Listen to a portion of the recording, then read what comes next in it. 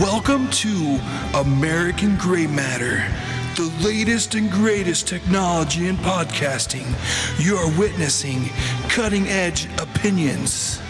We will bring you what's important, and we will tell you what to think, because we're pretty smart like that, and we know things. What's up, guys? Hey guys, this is the first video for American Gray Matter podcast. I'm Nathan, and this is Dimitri. You've never Seen us. You've never seen us. This is us. Hey. What's up, guys? And we have our first video interview today with a brilliant Joseph Bradshaw. American Gray Matter is bringing you comics. Yeah. Well, they're not comics. What they called? Graphic novels. Well, he might be a comic too. I think it's the same thing. Tell It's just jokes? No. Hey, Joe, come here, tell us a joke. Sorry. Here's a joke. Tell us a joke. Hi, nice to meet you guys. Thanks for having me on. But yeah, comic book, graphic novel, almost one and the same. Graphic novel's just a little thicker sometimes. Oh, I thought it's a more like respectable way to call comics. Not necessarily. Not necessarily. I don't know. Yeah. So American Gray Matter podcast, trying to bring you the latest, the bravest. How do you call that? You do a really good thing with the introduction. You're on a blank what you're referring to. The newest, the coolest. Yeah. Oh, the latest and greatest technology in podcasting. Yes. Yeah. So here we are, and we're really excited. So this broadcast, we're going to be talking about Joe in his project. Taking a small dream, making it big. Right. Sort of like the evolution of like how, maybe you thought you were going to do one thing and then something else happens. I'm really thinking to ask him a bunch of questions about millennials. What do you think? Yes. It's probably going to end up with socialism. Yeah, all right. Probably. Okay, guys. All right, stay tuned for We're an getting started awesome now. episode. Okay, go to American Gray Matter. Bye.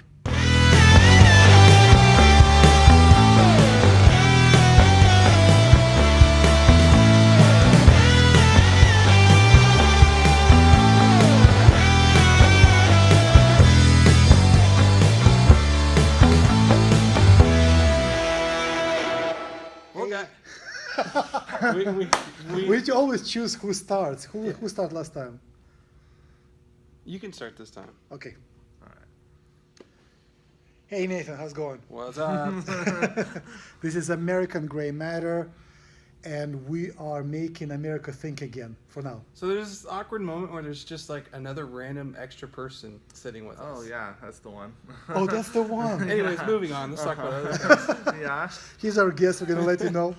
appreciate it. Very exciting episode. We're gonna have our first actual official sponsor. Yes, Cool. that's true. I'm proud. First term, my favorite. Now, we want you to know that we chose to do this podcast had nothing to do with the actual sponsorship. So Correct. this is something that we wanted to do. I'm glad. Thanks for that. This guy did this. Awesome. Yeah, so my name is Joseph Bradshaw, and I am the author or adapter and creator of the comic Kingdom of Freedom. It's an adaptation of an old allegory called Pilgrim's Progress, if anybody's ever heard of that. It's a very well-known like ancillary religious text for like Protestants. But yeah, if you don't know about it, highly recommend it. I could go into a whole spiel, but I'll try to break it down in pieces so I don't overwhelm people. For sure. Well, we're gonna give you plenty of time to go into it. Awesome. So. Yeah, Appreciate we're that. going to decide that. Uh-huh. Yeah, so how was your week, Nathan? Pretty good. How was your diet this week? I still going at 2 a day.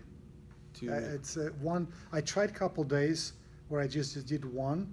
We are working on the 1 meal a day diet. Yeah. Oh, And- jeez. Yeah, All right. and Good luck. exactly. Yeah. So I think 2 a day really works for me. It's what I noticed and what I like it, and I might continue to go with it, is I have more time. I just realized how much more time it takes. Preparation of food, eating the food, cleaning after yourself, etc. So if you cut out 1 meal a day or 2 meals a day, like before I was doing 4 or 5, and if I was in the prep mode, 6 meals a day, it is really giving me more freedom to work on things like finding Joseph to come to our podcast and talk about his interesting. new adventure and help us to take American Gray Matter to YouTube and not just audio, but also video media. Yeah, this is a very first. This is That's welcome That's Yeah. really funny that you American Gray Matter with an A. With With the an American A? way. say. Oh, so matter with an A. Well, that too. That too. or gray No, with no, an A. American with an A. Okay. You're not gonna say America. America. Just all the vowels are A's in every word we say. Correct. But Okay. gray, there's two ways to spell it: Grrey and Gray. And the significance of that? Well, the American correct spelling is Gray, and we decided to go with American Gray Matter with the Oh, correct kind of spelling. Correct. But the problem is we have to explain it to everybody because Yeah. no one knows how to spell it right. Yes. That's almost a burn to whoever wrote the last dictionary or something. So I I will feel like. try to, while you guys talking, I will try to Yeah. set up the Facebook Live Okay, no worries. at the same time. It's really interesting though what he says about the meal prep time, because for exactly the same reason, cutting out time is why I only ever eat out. You know? So it's like it's the same. We're like got the same thought process. If you do one meal a day, what I Uh-huh. found out when I was doing it, because I don't always do it, is if you pick eating out, really nice restaurant once a day, you still save money. Really? Like spend for me, nice is like Yeah. $12 max, Okay. Yeah. That's an interesting point. Yeah. Uh huh. and that's all you spend. I've been doing two meals a day for the most part. So- Okay. Or ketogenic. I've been kind of doing both. Yeah. I should really start to think about that. I haven't hit that realization yet. No. You're good size though, bro. Yeah. Well, according to the numbers, I'm overweight. But you have that. know. You have that like, what do they call that? The dad Dad bod. bod. Yeah, Leo DiCaprio. There's a certain kind of sexy to that, I guess. Yeah. That's funny. That's cool. But yeah, I'm totally unaware of like nutrition stuff. So Joe actually works at Idaho Woodsheds, Correct. Yeah, and that's that's what I do. where we are. This is the first time you actually get to see. See the woodsheds, Which the place of construction, the place of assembly. So this is Joe from Idaho Woodsheds, and we're currently doing a podcast called American Gray Matter, and right now we are Facebook Live. Facebook Live. That's really we are cool. recording it here. Yeah. We're recording audio here, and we're recording right here, guys. You need to get Into closer the- for this. into the future. Into the camera, yeah, into the So future. Yeah. never mind you people. We're looking over Yes, here we're now. actually looking. Senpai. Sorry. So, I'm sure- so Joseph, know if you're into if you anime. could explain how you were first inspired to do comics, and if you could show your comic oh, for yeah, our live so- audience. Right. So my first comic here, Kingdom of Freedom, is an adaptation of an old book called Pilgrim's Progress. But you know, for me, I wasn't into comic books until after high school.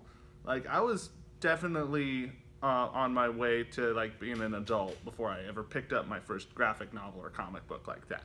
And I don't know, it was just the slew of movies coming out, and the more that I researched them, like a lot, like that movie 300, and I know it's hilarious, but I love Is it the six pack or slow mo? wait, and it's the aesthetic. Is that No, but it's the I really appreciated the what they call framing of the blacks and the whites in it, and I don't know, it's just like the idea that he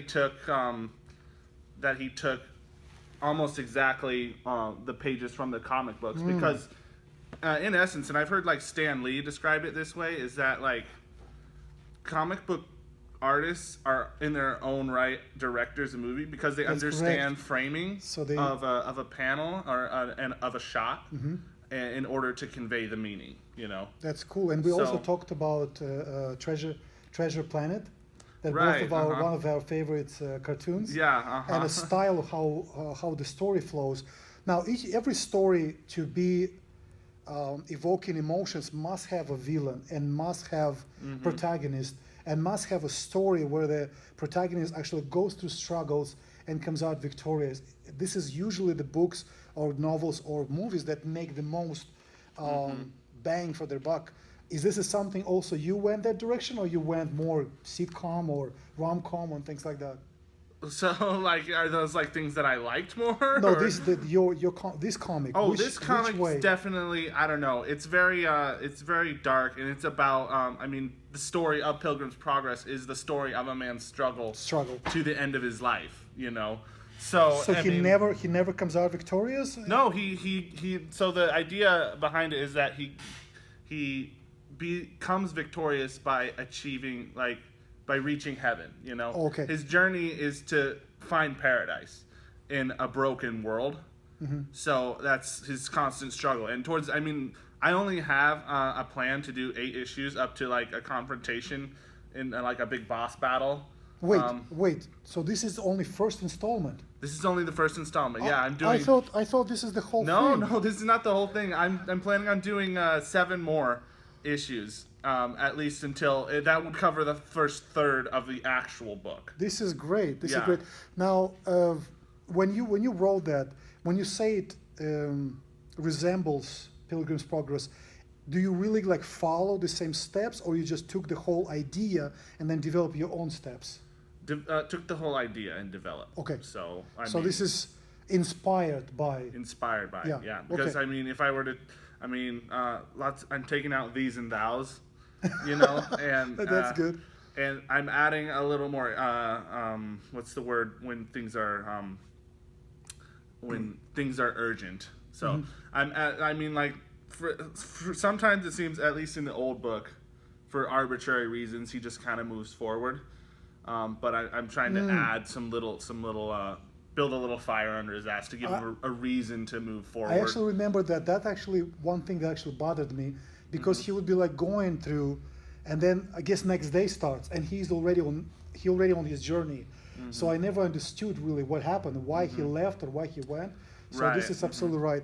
Now, for those of you that want to hear or watch the rest of this interview, you need to go to American Gray Matter on iTunes or SoundCloud, or you just go on YouTube. YouTube, actually, yeah. YouTube Yeah. and find American Gray Matter to see the rest of the interview. We really would appreciate if you could share this video.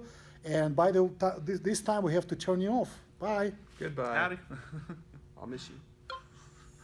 Yeah. That was cool. My favorite greeting to say is howdy, and I say it even on a goodbye. So it's more like a Hawaiian aloha, Yeah, because they say for sure. aloha for hello and Uh-huh. aloha for goodbye. I just feel like it's more unique. Like hello, like, I don't know. I'm learning German too, so hello in German is hallo, and that's just too close.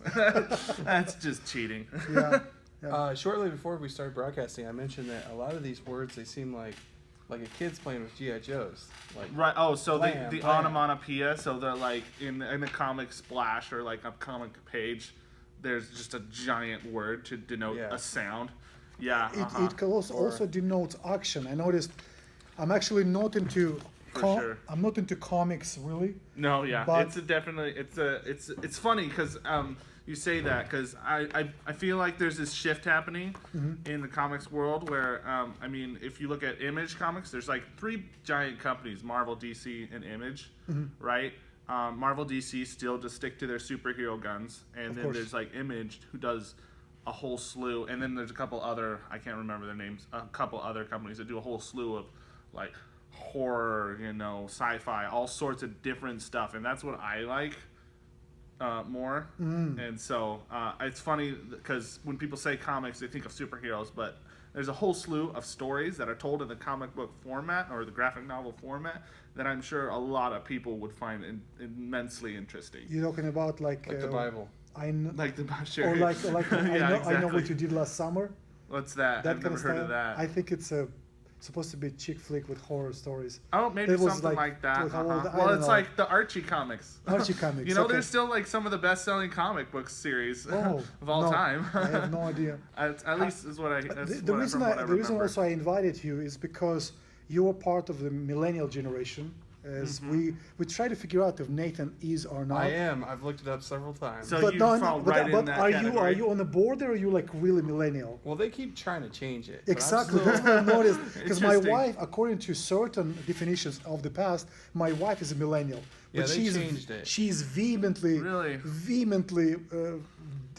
how you can say it, refuses that label. Yeah. Basically, you have to be born. It was first in the 1980s, Correct. and now I think it's they're trying to add a couple years to it, like maybe 84, 85. But I still Then, am. Like shore up the voter That base. would really I don't know. that will kick out my wife out of millennial. I should let her know. She'll be very happy about that. Yeah. But he's like in original millennial. You're like a millennial Okay. 2.0. You're like Yeah. really what started the millennials. I don't And know. then I like to think I'm a perennial. Like That's what he did. I come back every 2 years. You know, but I take a year off once in a while. That's fun. Yeah. Where do you go? Just underground. I play video games. Yeah, that's another thing. What I have noticed that with the millennial culture right now, like you said, some millennials already pushing 30s, and video game culture and a comic culture which was reserved specifically for kids or maybe teenagers in the previous generations, suddenly it's became mainstream. I mean, there's tens of thousands of people get together for Comic-Con. Right. Every year around the nation. There's a big one in California, but there's also a smaller one For sure. around. And the gamer community is humongous. In fact, Yeah, you huge you industry. find people that are in different walks of life, from lawyers to doctors to pastors to firemen to military, etc., etc., etc. And all of them are knit together with the gaming community. It's a gaming Right. community. Yeah. It's the escapism of it. Exactly. For me, unfortunately, I came from Russia, where games just started coming in, and I was hooked to those, because you have to go actually from my village. You have to take a bus, 2 buses to the city, then you take another trolley to the special district, where you have to pay per minute playing the game. Like Pac-Man. machines? Pac-Man and different games like that. My favorite one Or was Russia. Tanks. You know, it's the graphics.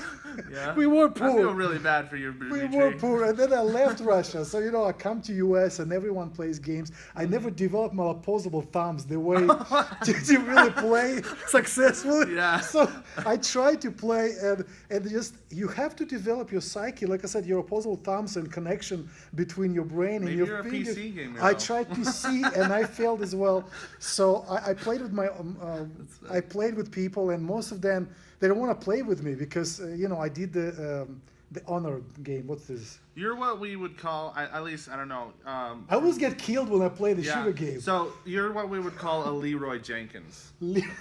Jenkins, it's- Just look up that video, and people who know what I'm talking about will. Is it negative or positive or neutral? It's hilarious. Is what it Okay, is. okay. I'll be checking Leroy Jenkins to figure out what kind of. You might. I should take it. You might not think it's funny. You might not get it. But if you have any idea of like what World of Warcraft is, No clue. Okay, so So, yeah. okay. So that's- I'll watch it with you and explain it, Okay. and then you'll laugh. Okay, SimCity, I'm okay with SimCity, or like building games Yeah. that build stuff. I'm okay because I don't have to be running around. But I think shooters games, usually I get killed first. Those are People- definitely reflex based. Exactly. My reflexes, I'm about 2 seconds behind. Yeah. So, So something I'm super like, if you've friends with me on Facebook, yes, Yeah. sir. one of my huge mottos is if you have a dream, any dream that you have, you can think of one little thing to do to get to it.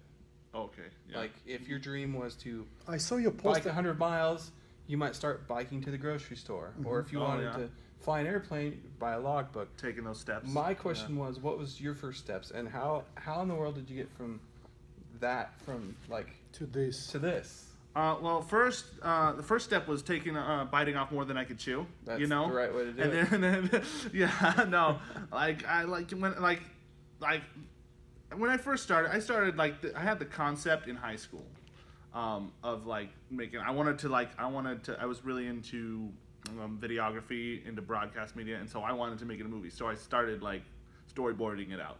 And then I started getting into the comics. I thought this might be more fun, and I might have more creative control and get it done faster doing a comic. There's a cool story behind that. I'm actually friends with Joe's parents. Oh, okay. Yeah. And so I remember him, I still remember you talking about that. You Yeah. show me different things you would do. You say, Dimitri, let me show you this. Oh, I yeah. remember you doing 3D things. Right. Yeah. Yeah, I you was showed me those. I did Blender 3D for a really long time. Yeah. And then you started doing, and I remember encouraging you. I don't know if you do. but I do. Yeah. Okay. You're always Basically, it's confident. because of Yeah. Dimitri. No, it's not. all to him. He's been my mentor. Has nothing to do with yeah, very funny. No, but for me, the reason I brought it up, because to see someone who just went from a concept in his brain through the years developing his skill and then finally coming up with a real beginning to a graphic novel, it is very rewarding. Like I said, when I Yeah, saw that, just it was something like inside me said, "Wow, this is so awesome!" And that's why I Yeah. want to bring as a guest, because I think you're one of those millennials that instead of griping and complaining and Yeah, virtue signaling, you for decide sure. to actually go out That was and a do big something. that was a big thing for me. That was a point where I was like, am I gonna be different that Wait, way? so you had temptation to be just a regular Yeah, of spoiled course. millennial? Yeah, I mean, Tell me about that. Okay, so, I mean, it was. I've had a long journey in that regard. I feel like I want to answer your question again more fully too. So, I'll try to circle back Yeah. around to that. But as far as this book came, it's you know, it's been like a 3-year sort of arc because when I first had this idea, I wanted out of high school to be this comic book artist, and so there's a studio out in Portland called Periscope Studio, and I would religiously I submitted an application because I wanted to intern there, and I didn't see myself being happy outside of being exactly where I wanted to be, with my career and what I envisioned. It was my expectations, and that's what I had to learn was the big fall for me was Let me interrupt you for a second. So, like, you felt like you deserved to go there, correct? Yeah, I totally did. Yeah, and in hindsight, I'm like, what an asshole I was. What kind of dick says they deserve this? There's 1,000 people from all over the world submitting this place, and then I got a rejection letter, and they were like, please stop. They did? They Yeah, actually they're like, we've seen your submission like 6 times now. Keep working, but you're not quite good enough. Wow. Wow, Yeah. this is Mm-hmm. a blow That's to an me. unusual rejection. This is No, they went. I'm when paraphrasing. I'm paraphrasing. No, but still, they But went. I'm really grateful they did that to Yeah, me. they went out of their way to reject you. Most of the times, it's common in America. Is that basically it's like ignore, reject. Right, But and this is- well, there was people that were telling me, like in every other like area, it's like if you're getting a job at a grocery store, it's like pressure them, like get that job, tell them. So I was like, why wouldn't that work here? It's totally different industry, and artists in general, are kind of reserved people, and it's not a closed community, but it's definitely only if you've got something in common. They're not like super welcoming to a lot of strangers. To take rejection as a boon is a very important skill. I remember watching Sylvester Stallone's interview when he was talking that he lived in that crappy apartment and he didn't have enough money for dog food and he didn't have money for himself, but he wrote the screenplay for Rocky. And they He wrote that? Yeah, I did not realize that. He wrote the screenplay, but he decided he will have to play. And so they offered him $100,000. Just go away. Just sell us your script. We pay $100,000 And just on leave top, it, yeah. and then $200,000, and then it went up to $250,000. And I don't remember exactly the number, but it went pretty high. And he is living in very poor circumstances. But he decided. He said, you know what? I'm not gonna sell my dream. I'm just gonna go take it all the way. And eventually, he found somebody who took him, and he was the main character, and he was the screen. And of course, it got Academy Award that year.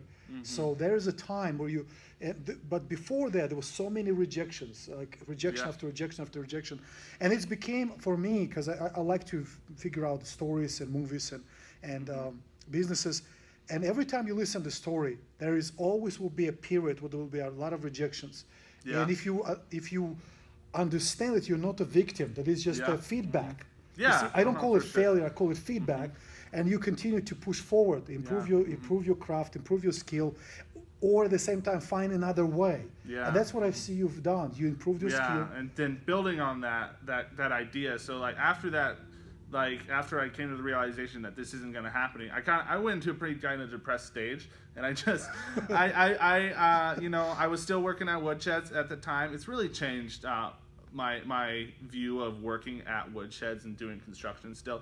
But it was like, to me, it was the worst thing that could happen. It was not what I wanted from my life, and I didn't see it as I saw it as like a dead end and not as a Stepping stone. a stepping stone. Yeah. Did you see yourself as a failure? Yeah, totally. Oh. And I hated that about like this stage of my life.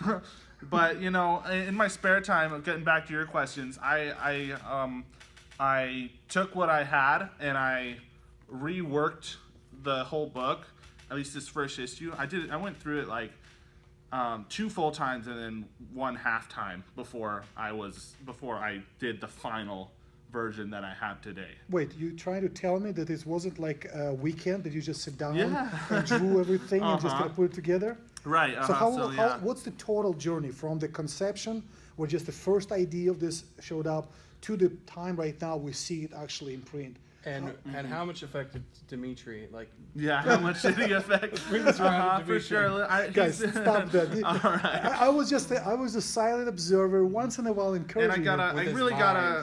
he willed it. I really have to shout out I to have nothing to do with it. to the people who helped me do this book, because that was a good point too. Is that realizing I couldn't do it all by myself. I have to shout out to John Keithley and Shanae Lavelle. You see, this is the people. That Yeah, actually they're work they're the publishers at Mystery House Comics. They have been awesome to me and helped me so much. They're some of the, you know, they're really the heart, I feel like, of this Boise comic book community. It's here in Boise. Yeah, here This in is Boise. great. Yeah, for For sure. some reason, I always thought of publishing comic books would be No, either yeah. Los Angeles or New York. Well, yeah, that's because some of the main companies there, but you know, these guys are really pouring their heart and soul into this comics, and they're doing, you know, they've got their 6x6, which is they get 6 artists and 6 writers from the Treasure Valley, like from Ontario to like Twin Falls, and you know they try to give these people the opportunity to show their stuff. How did you connect it with them? I you were searched trying to I searched comic book publishers in Idaho, and it was like that week he had. It was like 3 years ago, but that week he had posted something about his 6x6. Let's rewind. So you're Okay. trying to apply that place in Boise, in Portland. What's the name of it? It was Periscope at the time. Now it's Helioscope. Okay, and then they rejected you, and then there was a time in between. You reached out to someone here in the Right, valley. How long was the time between those? They told you go away to the place. You decide, you know what, my dream is worth it. Probably 6 months. Oh, that's a serious depression. Yeah, yeah, for sure. That's actually You more know, efficient than a lot of people. Yeah. are. So the timeline of things for me is a little screwy because in a period here, because I had finished this book and I had my colorist start coloring it, and I actually released it for the first time online back in 2015, I think. Yeah, 2015, while I was away on a mission trip. Oh, Yeah, this is great. So they like facilitated the release online while I was away on my mission trip. What was feedback? The feedback of that, people who took the time to read it liked it, but you know, it's funny. It was what John said this to me, but it's like when people ask, "Is it online?" They're not saying they would buy it online. They're asking, "Is it a digital?" Oh. just is it that way? So it was funny. It didn't sell terribly well at first, just online. But for the people who like cared to support me, like my friends and my family, they're like, "Where is it?" Yeah, I'll pay $2 to read it on my phone for a couple seconds. And then they had it it's just a file on their phone for who knows how long. Is it still available right now? Yeah, it's available. Was rebooted because of this, or it's still in original format? It's still in its original format. That and the second issue actually are both online at mysteryhousecomics.com. So if you guys want to check out what I've done so far with the story, those 2 issues are still out, and we're hoping to get the third one. Sometime around mid-April. This April. Yeah, for the third one. That's kind of what I've been talking to my colorist about, and I don't want to get into too much because there's some communication I still have to do. Okay, it's no problem. But yeah, I'm hoping to get the third one done pretty soon here too. So That's great. The whole project, you said there will be 6-part series? it's 8-part series. 8-part series. Yeah. So right now, how long is gonna take for you to release all 8 parts? So I mean, on the schedule I'm going, maybe another year and a half. Working part time, going to school part time, and then doing this in my spare time. So, it's not it's all a hobby right now. So I give it hobby time. Okay. So, but it'll take a little while to get those other ones out. We're experiencing some of the same Yeah. thoughts. Yeah. Uh-huh. Yeah. For us, we just started recently this podcast, Right, and our first podcast, for those of you that decide to plow through it, is the quality is just horrendous because we are in a restaurant at first. Then we actually get kicked out of the restaurant. Oh, really? Yes, there's Great. a truck parks right by us. So there's There's a diesel truck. It's a diesel truck Yeah. out of all the. What was the restaurant? Just at the co-op place. The little place I'll there. have to ask him about you guys. Was there guys in here recently? But the idea we talked with Nathan for a while. Every time we get together, we have conversations that are thought-provoking for both of us, and we decide why not let others on our conversations. Really, it's that simple.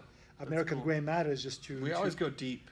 Yes. Every time we talk. There's many rabbit holes I noticed, and we try to go see how far it takes. Most of the times we never Rabbit get to the end of holes, it. black holes, It's all kinds of physics, yeah. and science. And when we decide, you know what, screw it, just do it. That's our And- motto. That's why yeah. we look for people who think Yeah. the same way. Well, actually, really it's, cool. actually, it's the motto of Virgin founder, Virgin Mobile Bronson. Sir Branson, Sir Branson? Richard Oh, wow. Branson. Okay. That was his screw, just do it. And I'm then pretty close to him. I Yeah. think Yep, we're that's similar. his That's thing. cool. And then I was introduced to that motto by Alex Pettit, who is a marketing guy from England. I was introduced to Periscope through him, and so he mentioned a few times. That's what he said. He said, if you see an opportunity, just like you said, take first step. The worst case scenario, feedback will be so overwhelming that you will figure out that it's not for you. But most of the times you can continue walking. And so and another thing also is Seth Godin. He wrote a book going to the deep. And the whole idea is that you start something, it's interesting that we're going through right now, Yeah. and then there is a really deep valley, and most people quit there. But once you get through the valley, when you come out on the other side, there is a sunshine, and you made it. And so looks like you already you going through the valley. You had your first. I've had my first experiences with the Valley of the Shadow of Death. Yeah. For sure. Well, Which is that is a euphemism from the story of Pilgrim's Progress. Yes, correct. So for us, we still, it's ahead of us. So we'll see how we're gonna take it. Yeah, For absolutely. now, we are in the beginning stages. So everything is new and interesting. We're improving technology. We're introducing now video. We've got some Yeah. good guests. Yes. Yeah, I'm really. I Including- mean, Are you thanks, guessing? appreciate that. Are you listening to our podcast? I listened to the first one and then part of the second one. I'll start listening to more regularly for sure. But it's good. It's good for me to listen to them while I'm at work. Like say I'm on a roof, roofing. I'll pop that in. It'll be an hour. I'll be listening to a podcast. I like the Ben Shapiro show and whatever else comes Well, along for we sure. appreciate that. We're gonna try to put out on Mondays. So that Okay. people Yes. Yeah. who are working can Yep. listen. We're working on sure. that. Mhm. Yeah, I'll be sure to tune in regularly. That's the least I could do. So back to you. So you say it's a hobby right now. So when you say hobby, I mean, you do 1 hour a day, or you just do weekends? How do you schedule that? to work? I do it. Generally, that means I have time for it on the weekends. Yeah.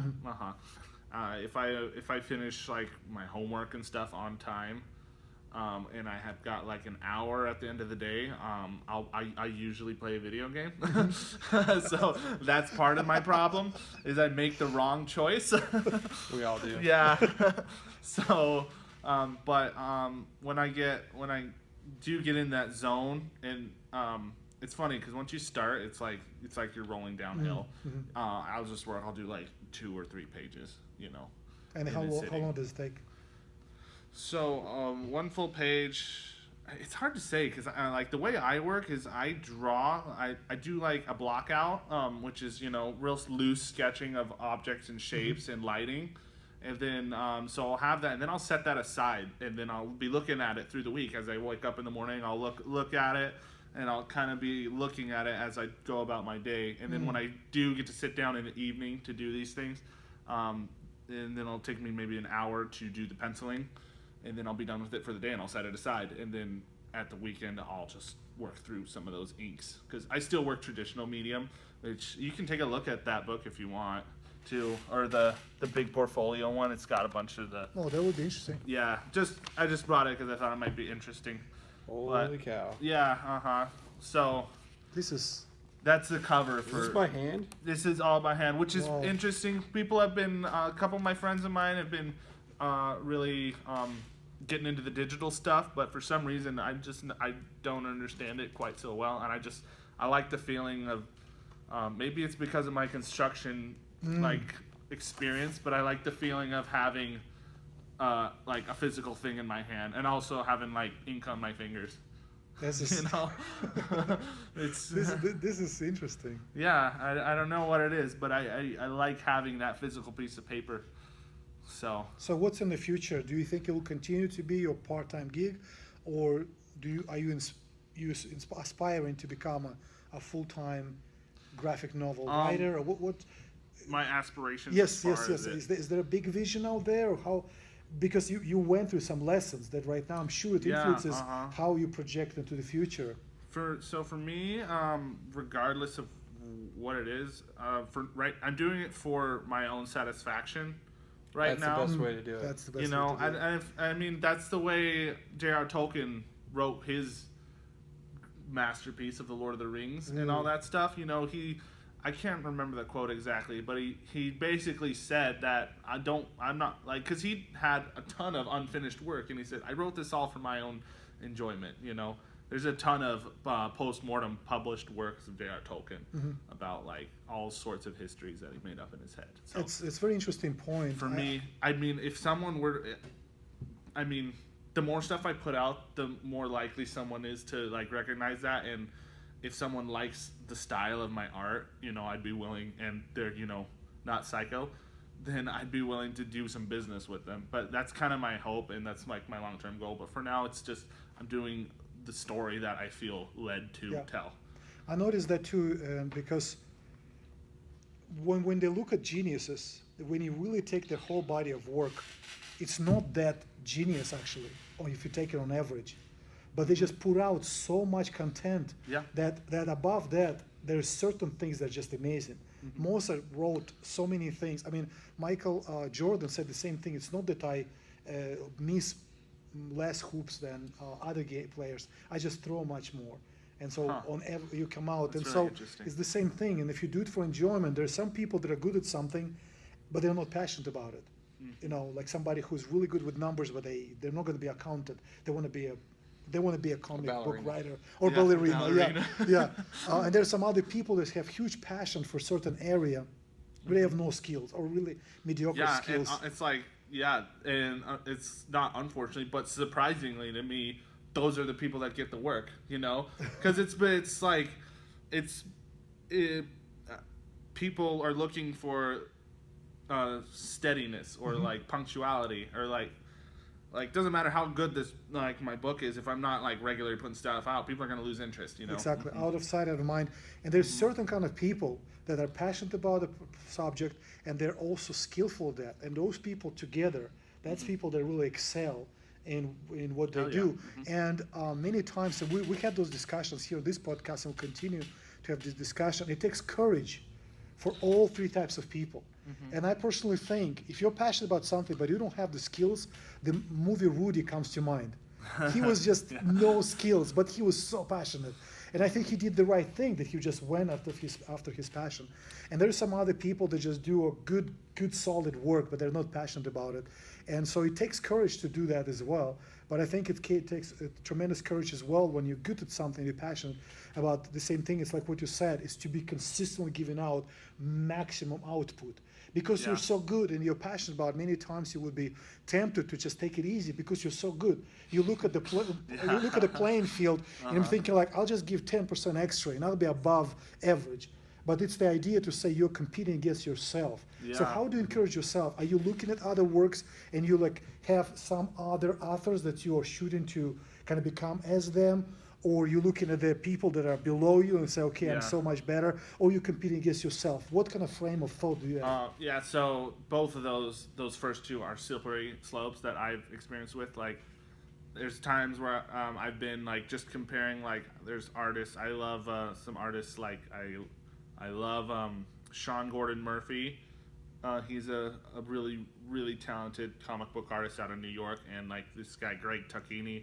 He's got this really cool watercolor style, very loose, sketchy, very kind of European high art kind of stuff. But so I really like those artists. But when I start comparing myself to them, I get really discouraged about what I do, you know. And it's good to admire their work, but at some point, I do the best I can, regardless of how I feel like I measure up against theirs. But then there's also, you know, that thing about thinking that you're better than everybody else, and that's the first stumbling block that I, you know, fell on, thinking that I kind of deserved what I didn't deserve. So for me to push myself as far as artwork goes, you know, it's almost, I don't know.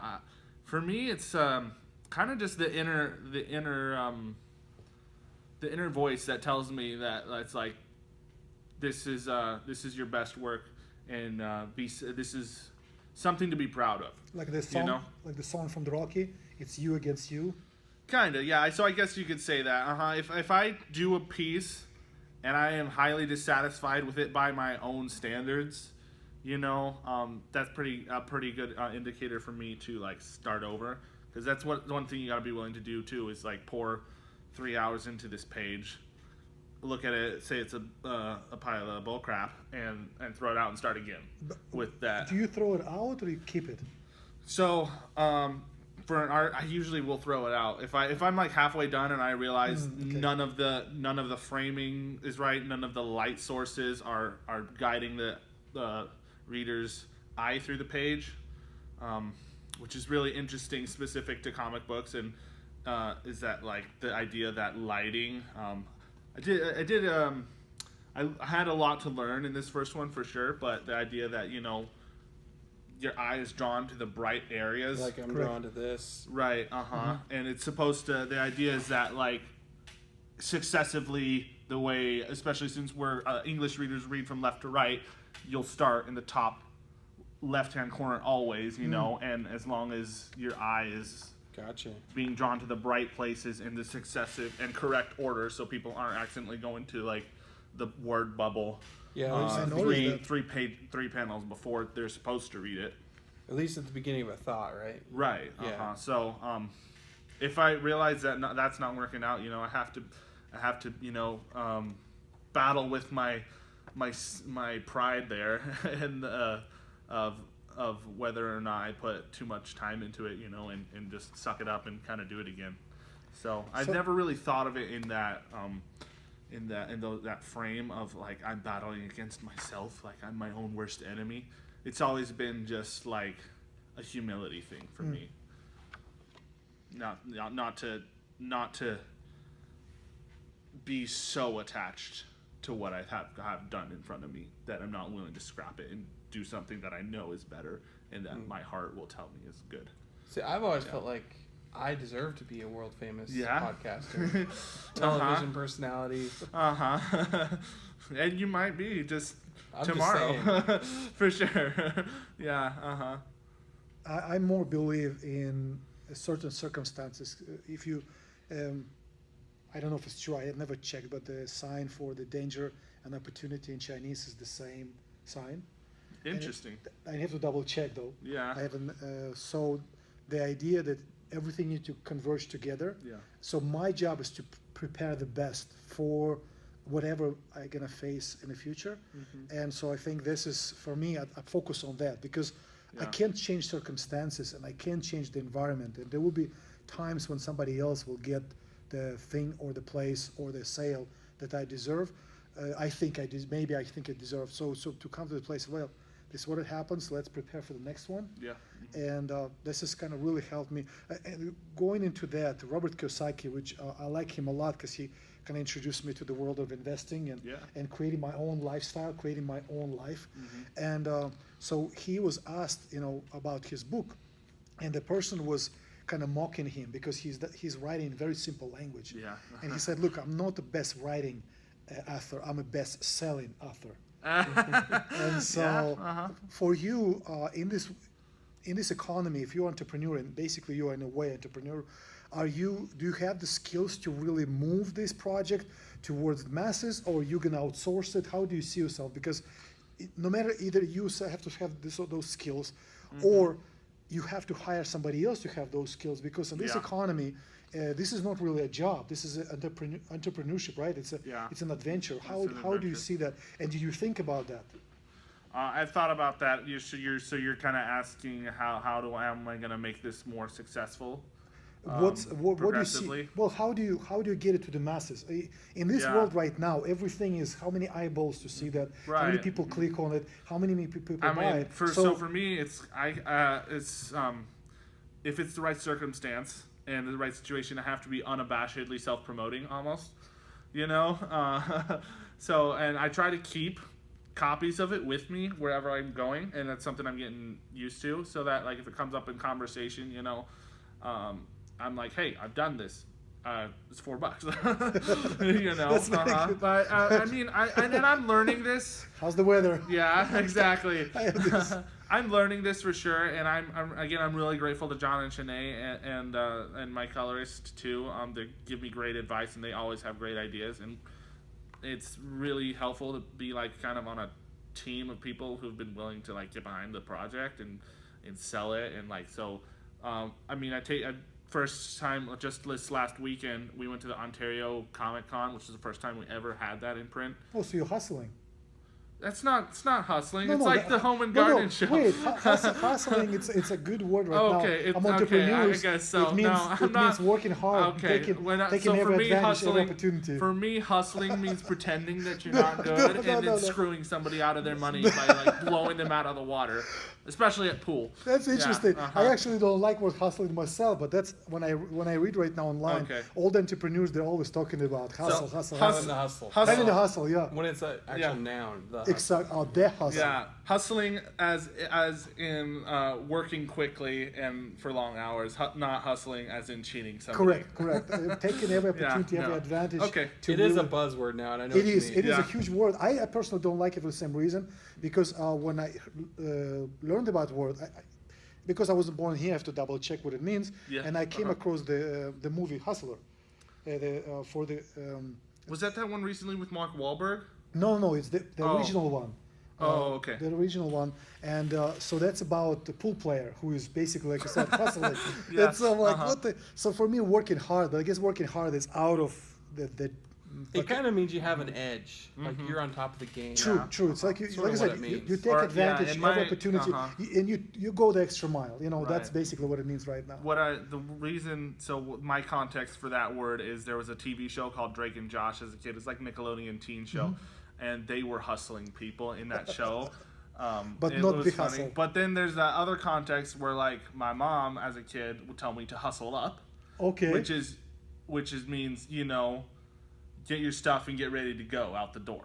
So That's more. So are you hustling up? yeah, hustling up, something like that. So you went to the show, and how did it go? It did pretty good. I mean, we sold 9 copies at the show, which is pretty good. This is for very us. good. And so, I mean, yeah, and then it's just a matter of getting it out to the right people. I took some to the local comic shop. I've got them set up there. So it's about getting people.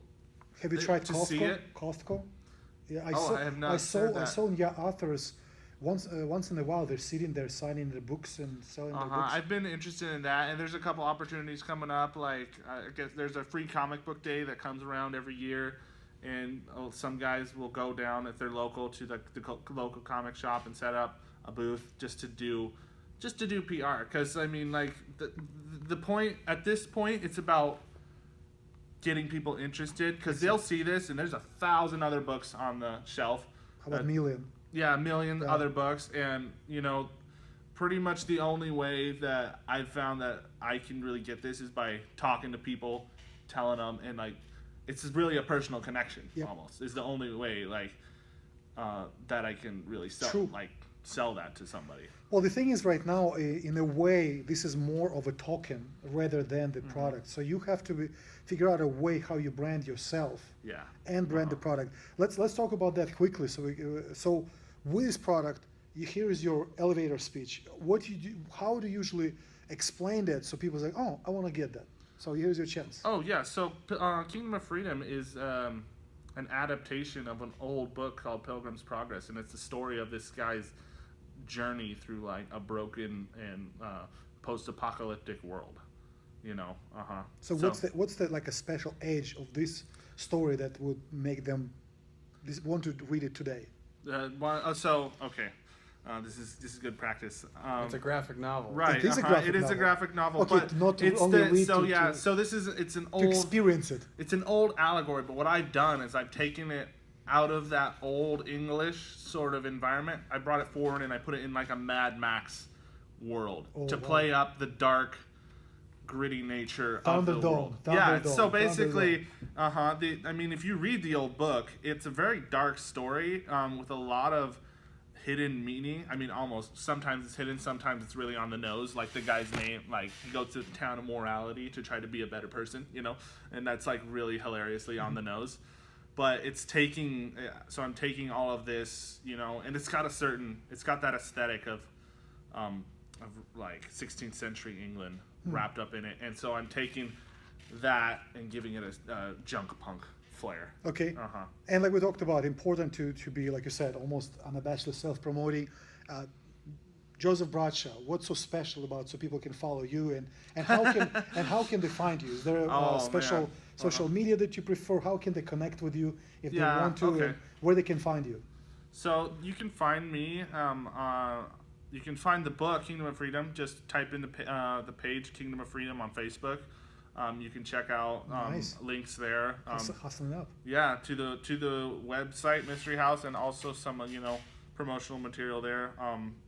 You can also find me at the Art of Joseph Bradshaw on Facebook, and also josephbradshaw.net is my website. Any social media We'll put channels? links on the YouTube. Yeah, and then definitely. Yeah, I've got a couple social. So I've got also Instagram at What's a Shaw. Yeah. What's a Shaw? What's a Shaw? I've always wanted to explain this. Nobody ever asks me what Please it is. explain. Yeah. So have you ever seen the movie Open Season? Yes. Yes. So that's the crazy deer, right? the With the crazy one horn? deer. Yeah. Okay. Okay, I remember that one. So I can't remember the context, but they're looking for something called a Shaw. Okay. Or I don't know. I can't remember. It was some guy's name was Shaw, and they're like, "We're looking for Shaw," and the guy says, "What's a Shaw?" Okay. And like, I don't know. I can't remember the exact Somehow it context. stuck. Yeah, but for some reason the hunter, he's like, "What's a Shaw?" What's a Shaw? And I've always wondered that myself, because I'm a Bradshaw, and Isn't it like in a carriage or something you push? maybe, you might have just ruined everything for me. I'm not sure. I'm not sure. It's that's not really for me. Well, we really appreciate you Yeah, coming thanks. as a Appreciate guest. it. And I feel Nathan. obligated to shake your hand also. Oh yeah, no worries. I appreciate it. He did it. He made it look cool. I had to follow. Yeah, absolutely. this is it. Yeah. And usually we try to do kind of like some kind of a question that people can ponder about, or some kind of call to action.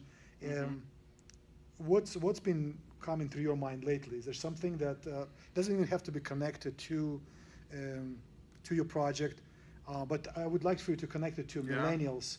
Is there something that you want to throw out there that they can think about, or kind of talk about? I think I would say tell the truth. because I've been Elaborate, listening. please. Yeah, I've been listening a lot to Jordan B. Peterson. He's a professor of psychology at the University of Toronto. Correct. He And- was under hot water recently for. Oh, he's all Again, he's whoever's listening out there, I don't know what your political views and stuff are, but he's got some really good points about. And he's the guy that got me interested in that. I was talking with you earlier this week about the Gulag Archipelago. That's right.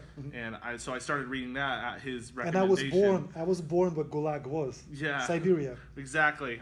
So I was asking him about that, because this is really fascinating, and the way he explains it and the way I understand it is like the difference here between these totalitarian societies that pop up in these communist countries is Socialist. Socialist.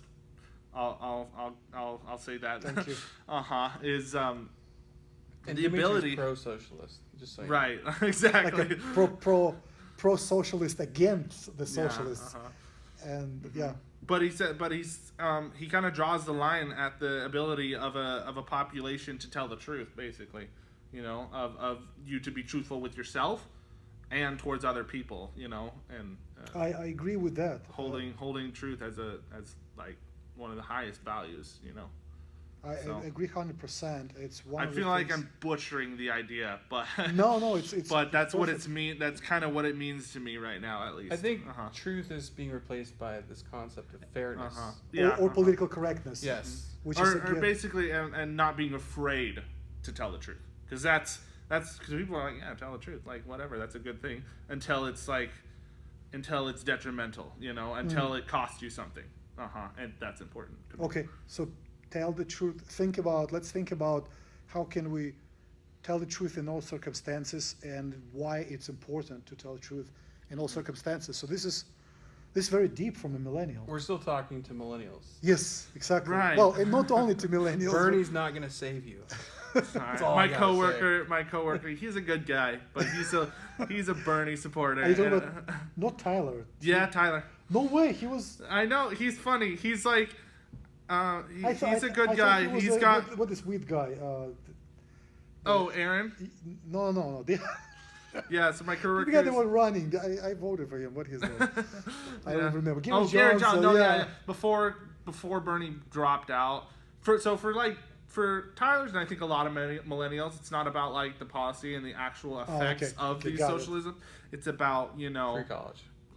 yeah, That's all it kinda. is. It's very base. Unfortunately, I feel like it's very simple thinking. It's like, does it benefit me?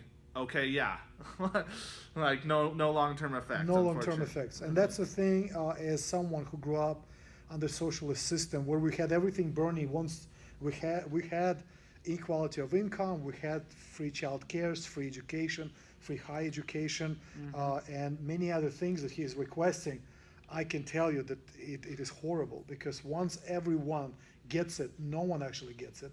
So there'll be people that'll figure out the system, and they'll be getting more of it anyways, and the rest of the population will get crumbs of the same thing. It's not worth it. The individual freedom, and which comes from telling the truth, because that's where the freedom comes from. Yeah. It is very important. So Being here it is. allowed to even tell the truth. Well, we allow it, but if we censor ourselves, that's what's going to happen. Right, yeah. And that's what happened in so Soviet important. Union. Yeah. In the beginning, you have to understand that's an ironic thing about Soviet Union. In the Constitution, everything was allowed. There was a freedom of speech in the Constitution. Constitution Yep, of there the was a USSR. religious. A You lot can of check this it. surprised me. Yeah, religious Wow. freedom was in the Constitution. It's basically Wow. the same things that are going on here. Yep. It's just peer pressure. Exactly. Like It- people, Wow. you don't speak because people are going to say that you're... Now, of course, there was So a. it's that's really interesting. Of course, Wow. there was a bureaucracy that instilled something else. But that's why Soviet Union could always put it up when the United States say, "Well, you don't have freedom of speech." Like, yes, we do. And it's like, yeah. yeah, it's on paper, but you Yeah. don't have it in real life. Come visit. And what happens, like I said, not telling the truth. When you come to Moscow, there was a special church Baptist church that they took all the presidents to. I mean, congregation was from Wow, KGB agents, interesting. and the Yeah. pastor was KGB agent. But it looked like everything is cool. Looked like a I Baptist think North church. Korea on their That's website exactly the has same. freedom of religion or Yep. something like Yep, that. in all club. The, Yeah, North they Korea- don't. the Democratic Republic of North Korea has a website. Yes. That's And a so Twitter account. advanced. And a Twitter account. In What do they English. say? In English? Yeah, it's like there's That's I really checked, right. it's like so funny. Yeah, but the whole idea is like you can have whatever you have on paper, and this is what you talk about, the truth, and the same thing about Constitution. Yes, we have the Constitution, we have the Bill of Rights in America, but if no one values that, if no one really stands up for it, if no one tells the truth, say, look, guys, this is not what it is, it's all gonna be just paper. Yeah. Eventually, they're gonna wrap around laws and create a bureaucracy that will still say, "Hey, this is still how it is," and you just don't understand. And if you don't understand, shut up and go to Gulag. Hell yeah. Yep. Hell yeah. So, American Gray Matter. We started with comic books and adapt with socialism as usual. Classic. You can tell what's on Dimitri's mind. Yeah. For sure. Yeah, That's Well, okay. No, I just love our country so much. I don't Yeah. want it to go that direction. It's Me neither. We'll Yeah. stand with you. so. We had a great interview, Nathan. Right? Ah, I appreciate you guys having me on. This is a lot of fun. I'd love to do it anytime you guys need a filler. Okay. We'll keep you on the back burner. Okay, dokie. Yeah. Appreciate it. Well, Awesome. One Thanks, more time? Dimitri. Thanks, Nathan. until next time. until next time.